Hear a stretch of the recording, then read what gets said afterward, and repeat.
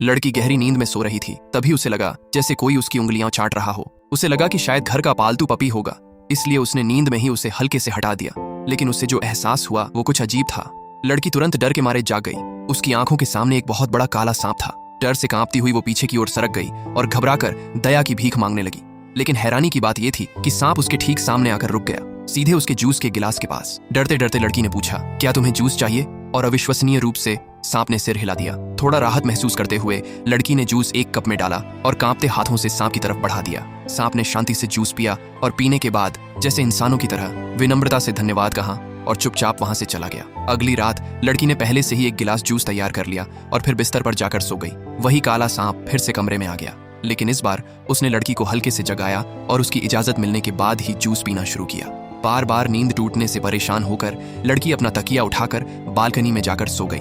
लेकिन जैसे ही सांप जूस खत्म करके जाने वाला था, उसका सामना लड़की की बड़ी बहन से हो गया। बहन ने जब कमरे में लड़की को नहीं देखा तो उसने तुरंत मान लिया कि सांप ने उसे निगल लिया है। गुस्से में आकर उसने सांप को ललकारा और आदेश दिया कि लड़की को तुरंत बाहर निकाले। सांप ने सिर्फ सिर हिला दिया। बहन ने इसे इनकार समझ लिया। गुस्से में उसने एक शक्तिशाली जादू चलाया जो सीधे सांप के शरीर में चला गया ताकि अंदर से लड़की को बचाया जा सके।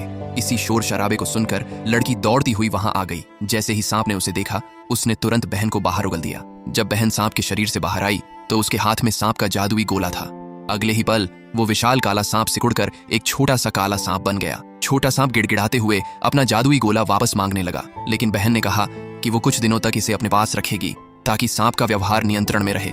मजबूर होकर सांप चुपके से बहन के घर के दरवाजे तक पहुंचा और अंदर की हलचल देखने लगा। जब बहन ने उसे देखा तो उसने उसे अंदर बुलाया और उसका पसंदीदा जूस निकाल कर दे दिया। अब यकीन हो गया कि सांप को कोई नुकसान पहुंचाने का इरादा नहीं है, इसलिए बहन ने उसका जादुई गोला लौटा दिया। सांप ने जैसे ही उस गोले को निगला, वो फिर से एक विशाल काले अजगर में बदलने लगा। लेकिन उसी पल एक अचानक और रहस्यमयी परिवर्तन